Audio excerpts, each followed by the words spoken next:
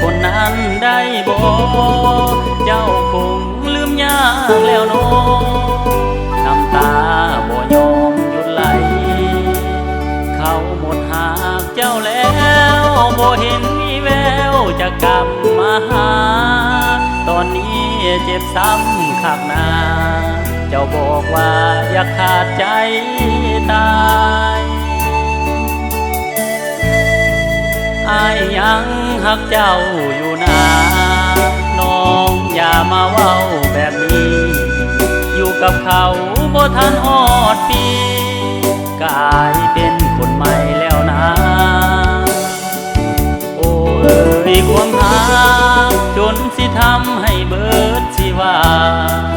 ให้อาการเจ้าดีขึ้นมาให้น้ำตาของน้อง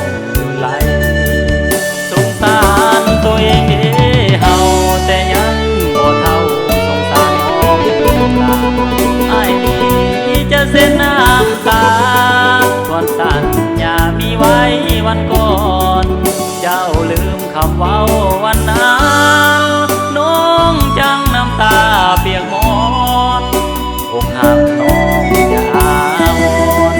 งามงอนลืมเขาไปซะ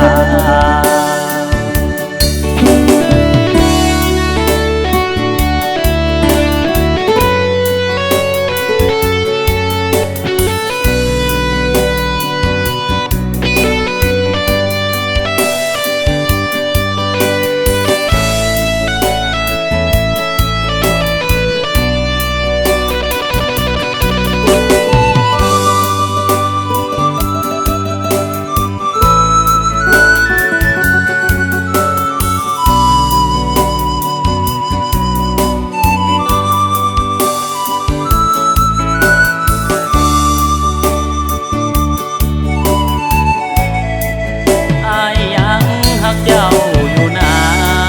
น้องอย่ามาเว้าแบบนี้อยู่กับเขา